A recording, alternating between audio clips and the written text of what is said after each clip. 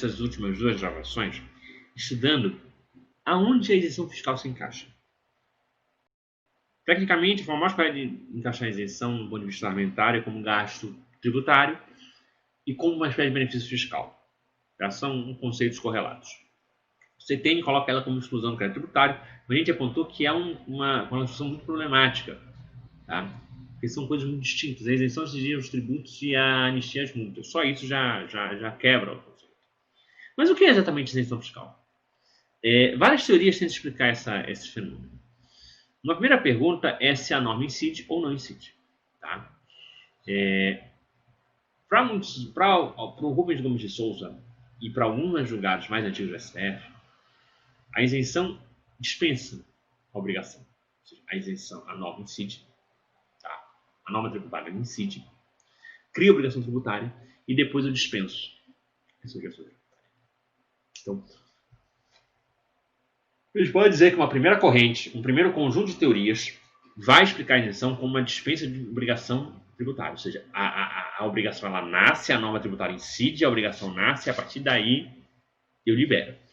O outro conjunto, que é basicamente as teorias que realmente são levadas mais em consideração atualmente, no plano normativo, a isenção faz uma operação que impede a norma tributária de incidir. Ou seja, a norma tributária ela não incidiria, tá? Ou incidiria de forma diferenciada. Então, assim, não haveria uma dispensa, ou seja, a primeira norma incidiu e depois vem uma outra norma e incide. Dispensar, não. A norma tributária ela incide e impede a incidência da nova norma. Tendo essas duas correntes, a gente encontra várias teorias. Tá? A primeira teoria, que é a de Rubens Gomes de Souza, que está claramente na primeira corrente, é o favor concedido pelo fisco. Ou seja, a isenção seria um favor que o fisco concederia ao contribuinte que está atacado por uma obrigação de pagar tributo. A obrigação de pagar tributo faz com que o contribuinte seja obrigado a obrigação de pagar o tributo impõe, obviamente, o contribuinte o dever de pagar a obrigação de se fazer aprender a obrigação, e o fisco ela faz um favor ao contribuinte isentando ele da obrigação de pagar. É um favor. Esse tipo de teoria tem um problema de encarar a isenção fiscal mais como algo que o Estado pode dar ou tirar a qualquer momento do que um direito em si. Né? E o que se entende hoje é que a isenção, quando é concedida, ela é só um direito. Talvez possa até ter mera liberalidade do Estado de criar a isenção, mas no momento em que criou a isenção, era um direito para aquele contribuinte. Alfredo Augusto Becker, ele está meio numa transição e diz o seguinte, que a norma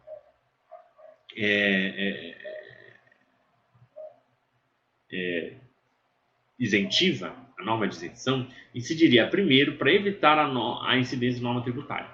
Então, a norma isentiva ela incidiria primeiro e iria obstar a incidência da norma obrigacional. Vários autores criticam essa visão, porque parece que gera uma corrida entre normas.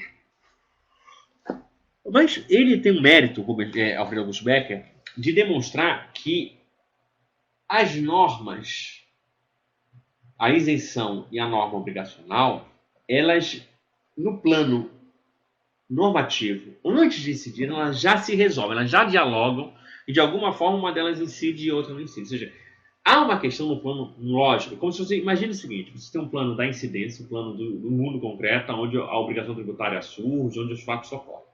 Mas há um plano normativo que está acima de nós, onde as normas estão ali pairando. A norma isentiva, ela atua nesse plano antes de proceder à incidência. Ao menos segundo a segunda corrente. Então, a primeira teoria não tem essa visão. A primeira teoria, olha, a norma obrigacional incidiu, aí depois vem uma norma isentiva e faz um favor ao contribuinte e afasta a obrigação de pagar o tributo. O próprio Augusto Becker já tem esse plano normativo, tá? Esse céu de normas. E para ele vai dizer o seguinte, opa, a norma obrigacional não vai cair, não vai incidir, quem vai entrar em campo é a norma isentiva. Outras duas teorias famosas tentam explicar isso de outra forma.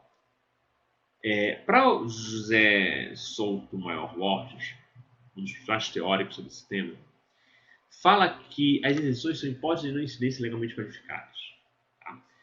Atuando no plano normativo, né, ela seria uma norma que iria incidir no lugar da norma obrigacional. A norma obrigacional tem uma hipótese ordenando o pagamento do tributo. Para solto, a isenção seria uma hipótese de não incidência legalmente qualificada, ou seja, não é que a norma não fosse incidir, a norma incide.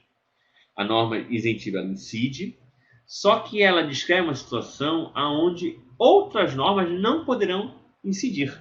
Então, quando ele fala que a hipótese de não incidência legalmente qualificada é o seguinte, que na hipótese das isenções, ele descreve uma situação que não poderá sofrer incidência de normas jurídicas de nenhuma espécie.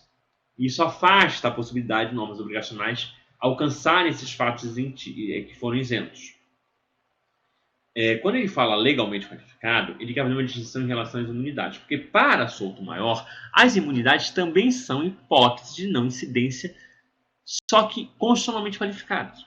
Tanto a isenção quanto a imunidade para solto maior impedem que normas incidam, porque elas incidem no caso e dizem, olha, estas hipóteses estão blindadas, tá? São hipóteses em que não pode se figurar no antecedente de uma norma obrigacional. São hipóteses de não incidência. Só que a imunidade é constitucionalmente qualificada e a isenção é legalmente qualificada, é infraconstitucional. Paulo de Barros Carvalho, ele tem uma outra visão. Ele estuda sempre a questão da estrutura lógica da norma e ele vai dizer o seguinte, que a norma de estrutura tem todas as suas regras, tem todos os seus elementos, né? E a norma de isenção seria uma norma de estrutura, enquanto a norma matriz, a regra matriz tributária seria uma norma de comportamento, e caberia a isenção no plano normativo mutilar, é a expressão que ele usa, elementos da regra matriz, impedindo a incidência dela. Ou seja, a regra matriz ela só incidiria se ela tiver todos os elementos completos. Tá? Se a norma matriz, se a regra matriz tiver todos os elementos completos e identificar no fato todos os elementos, ela incide.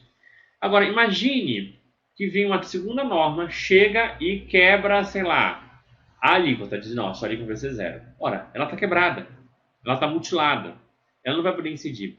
É como se fosse um carro. A regra matriz é um carro novinho funcionando. A isenção é um mecânico que chega e vai tirar uma roda do carro. O carro não vai andar. É essa visão que o Paulo de Barros nos traz. É muito instigante porque ela é totalmente um plano normativo. E ela identifica que a isenção é uma norma de estrutura, ou seja, que cuida de regular o funcionamento das normas, e a regra matriz tributária é uma norma de comportamento. Há outros autores que vão mostrar visões semelhantes, e eu entendo, eu acho mais interessante a ideia de que a isenção ela traz enunciados linguísticos, tá? O texto das leis isentivas, e eu posso criar no plano da interpretação, no plano normativo, tanto normas obrigacionais, usando apenas os elementos das leis que criam a obrigação de pagar o tributo, quanto pegando essas leis que criam a obrigação de pagar o tributo e somando com as leis que tratam das isenções, eu consigo interpretar e criar normas que vão ter, na sua hipótese, situações de não incidência, situações de isenção. Então, você pode imaginar a isenção. O que eu quero dizer com isso? Você pode tanto se criar uma linha de Paulo de Barros, imaginando que eu tenho uma norma, uma regra matriz de incidência e uma regra de isenção, quanto eu posso imaginar que eu tenho uma única norma que pode reunir tanto a obrigação de pagar o tributo, quanto uma outra norma que vai somar isenção e as regras do tributo. Então, imagina, o IPTU, a obrigação de pagar o tributo. O IPTU vai lá prever a propriedade de bem imóvel e o valor venal como base de cálculo. Perfeito. É a regra matriz, está incidindo. Aí, eu tenho uma lei municipal que diz, olha, quem é proprietário de imóveis antigos não paga IPTU. O que eu posso fazer? Na visão de Paulo de Barros, essa norma de isenção seria uma norma de estrutura que iria mutilar a norma de incidência, pedindo que ela incidisse em certos casos. Por uma outra visão, poderia dizer o seguinte: olha, a regra matriz ela vai traduzir o IPTU que gera a obrigação de pagar o tributo. Mas eu posso criar uma outra regra, vamos dizer assim, uma outra regra matriz, uma outra norma, que vai dizer o seguinte: olha, ser proprietário de bem imóvel de imóveis antigos libera do pagamento de tributo. Tá? Eu posso criar, eu não preciso. O que eu quero dizer com isso é o seguinte: na visão de Paulo de Barros, eu crio a isenção, pressupõe duas normas: a regra matriz, que é a norma obrigacional, e a norma de isenção, que é uma norma de estrutura. E também pode pensar que é tudo uma única coisa, ou seja, eu vou interpretar os textos da isenção, da lei de isenção, os textos da lei de obrigação, somados e criar uma única norma. Por exemplo, dado o fato de ser propriedade de bem imóvel, salvo os casos de imóveis antigos, todos são obrigados a pagar o tributo. Olha, salvo imóveis antigos, eu já sei que aquela norma não vai alcançar os imóveis antigos. Ok? Então, vejam que nós estamos diante de teorias que tentam explicar o fenômeno da isenção. O que elas têm em comum? O fato de que, pelo menos pegando a segunda corrente que eu acho a mais correta, ao contrário daquela visão antiga que a isenção, as normas de obrigação elas decidiriam e a isenção viria depois faria um favor, as teorias mais modernas elas tentam explicar de uma outra forma. A norma ela não incide porque antes da incidência a isenção já trata de bloquear, blindar um conjunto de fatos do seu alcance. Então, a teoria mais moderna entende que a isenção ela é pré-normativa porque ela vai atuar antes da incidência, né?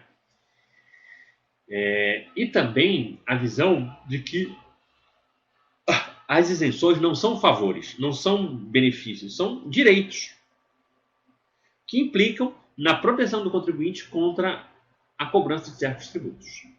Justamente porque impede que essas obrigações nasçam. Se a obrigação não nasce, não tem como cobrar essas obrigações. Esse nós temos que falar